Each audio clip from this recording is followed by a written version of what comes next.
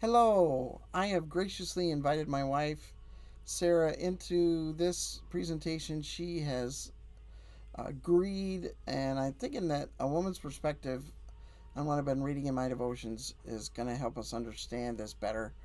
Starting back, actually, this was from the day before, Genesis 18, right at the beginning. The Lord appeared to Abraham near the great trees of Mamre where he was living. Uh, while he was sitting at the entrance to his tent in the heat of the day, so the tent's behind him, kind of giving him some shade. Abraham looked up and saw three men standing nearby. When he saw them, he hurried from the entrance of his tent to meet them and bowed low to the ground. So, Father, Son, and Holy Spirit, three men uh, who were the Lord appearing to Abraham. And I'm going to skip ahead. There's preparing a meal and stuff, details that uh, are great, but we don't need them right now. Verse 9, where is your wife Sarah? They asked him. There in the tent, he said. Then one of them said, I will surely return to you about this time next year, and Sarah, your wife, will have a son. Now Sarah was listening at the entrance to the tent, which was behind him, doing a little eavesdropping things, wondering what's going on, trying to keep in the loop. Abraham and Sarah were already very old. So Abraham's 99, Sarah's like 89, heading for 90. And Sarah was past the age of childbearing.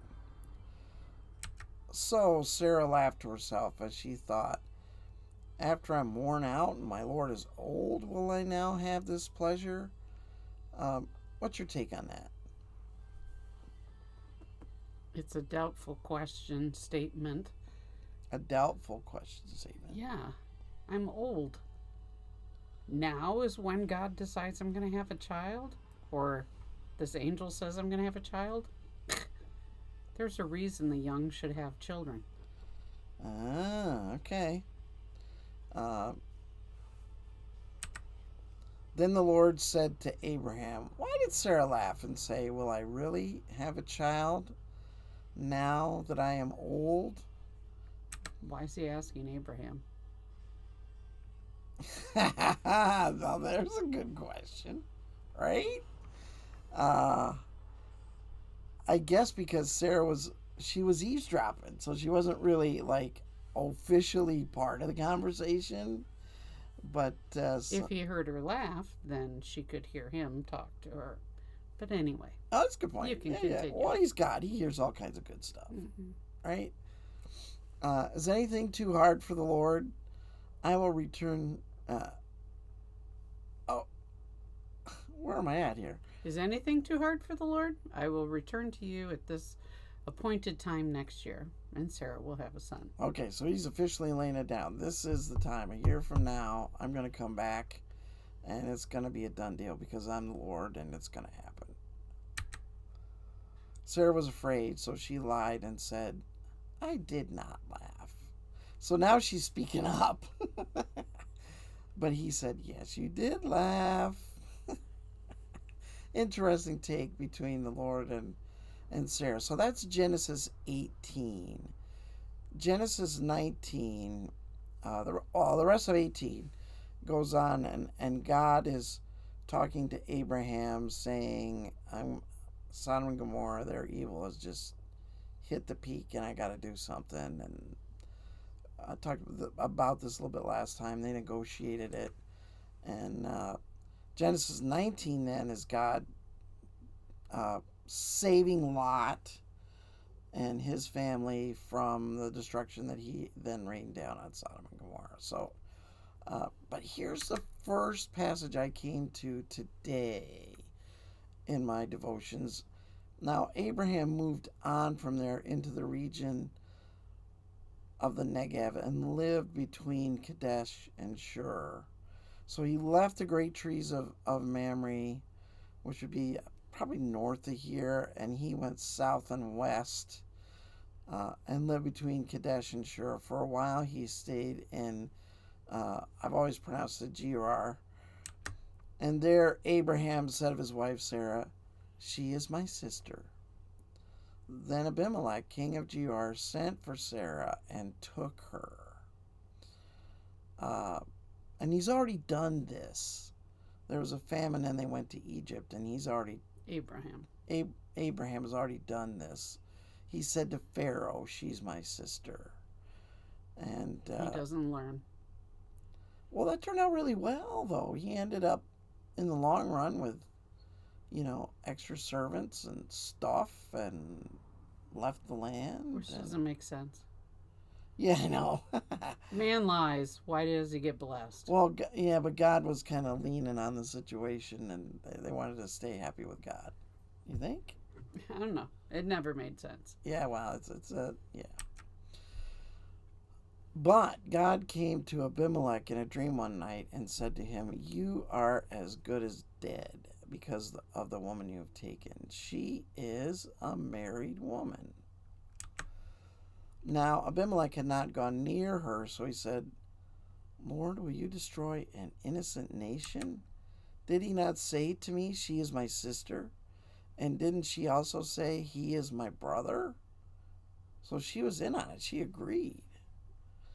"I have done this with a clear conscience and clean hands." She agreed, or she did what her husband told her to do. Is that what you would have done? Is this in the same time context? I don't think so. Yeah, no, it's not in the same kind I of don't context. think so. Women weren't allowed to wear shoes and were pregnant all the time. So, Well, Sarah was not pregnant. well, not her. Well, actually, would she be at this point? So she might have been pregnant. She might have been pregnant. She might have been carrying little Isaac in there. Yeah, but, she might have. But nobody knew about it, right? Yeah. Either way, I don't think she had much say. Gotcha. And she didn't want Abraham killed. Therefore, she went along with his lie. Right. So she It's kind of like Adam going along with Eve's lie. So, what if, she had spoken up and said, no, he's not my brother, he's my husband. She was thinking that Abimelech was so drawn to her that he would have got rid of Abraham, so she went along with it. Well, the man lied to a king. Good point. Or a ruler, or whatever Yeah, he was king. He was king. of a nation. That doesn't bode well. Okay. Yeah. You don't want to dump his apple cart in front of a king, kind of thing. Yeah. Then God said to him in the dream, "Yes, I know you did this with a clear conscience, and so I've kept you from sinning against me. That is why I did not let you touch her. Now return the man's wife, for he is a prophet, and he will pray for you, and you will live. But if you do not return her, you may be sure that you and all who belong to you will die." Oh, man. Okay, so this is a big ultimatum, right?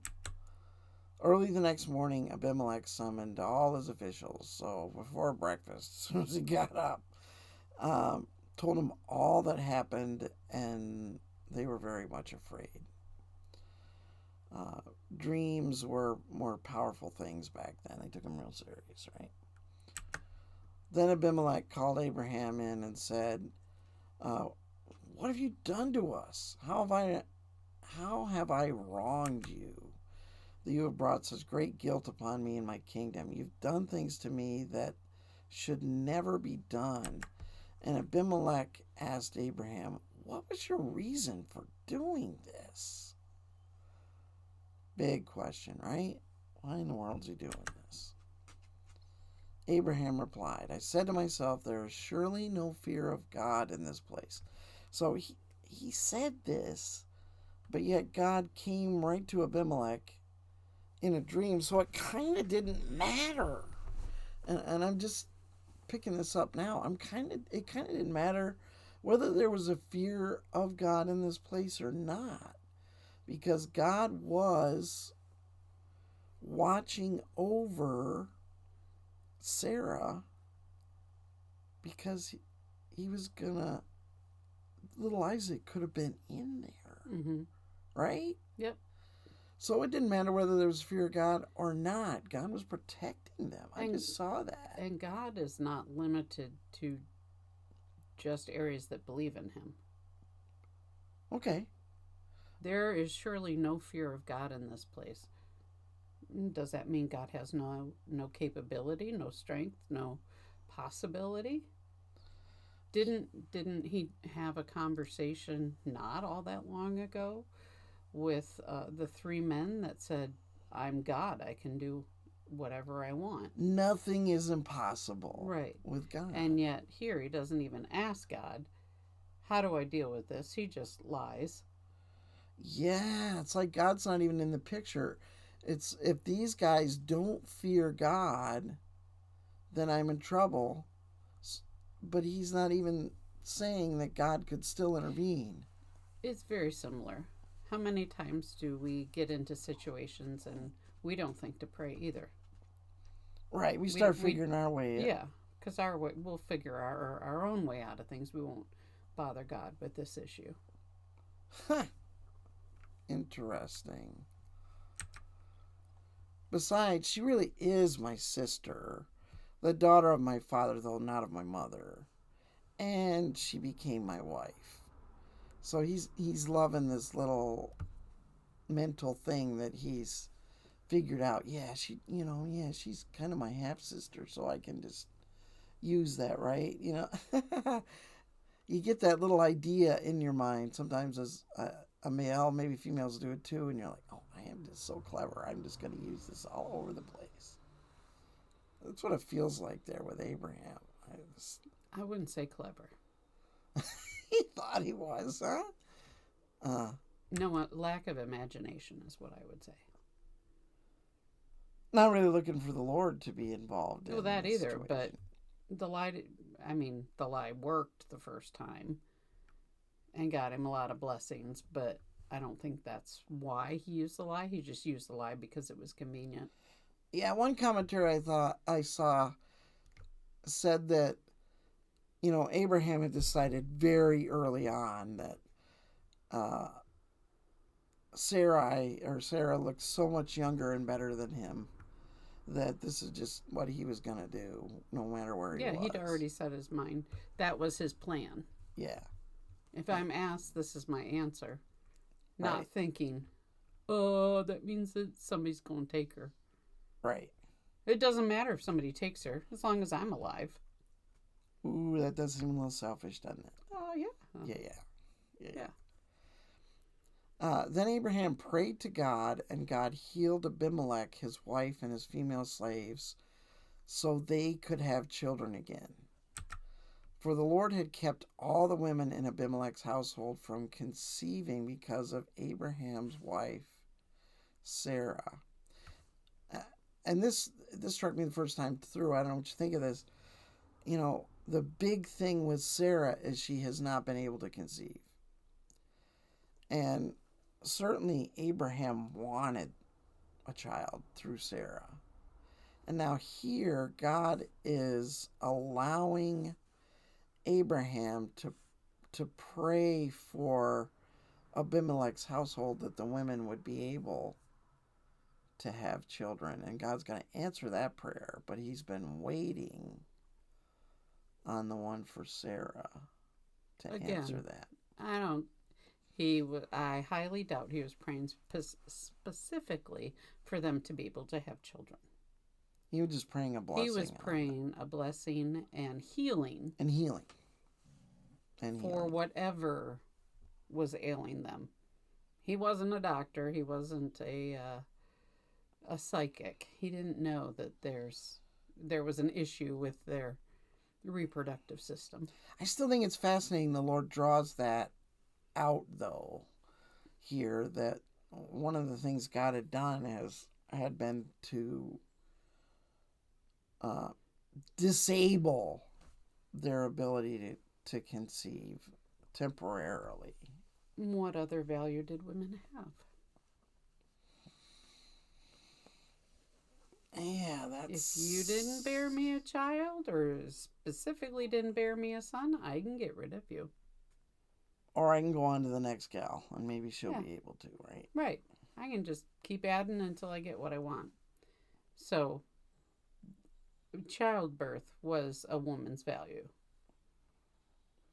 Yeah, at that time. yeah. In the fallen world at this point, women had been devalued that far, which was not God's intention. No, but, I'm not saying that it is, but I'm right, saying that's right. what society was seeing at that time. Right. Because Abimelech, whether or not he followed the Lord, that was the same view. I mean, he has more than one wife. Right. Well, thanks, Sarah, for sitting in. I really, really appreciate it. And I think you added a lot to this discussion. And may the Lord add his blessing to this reading of his word.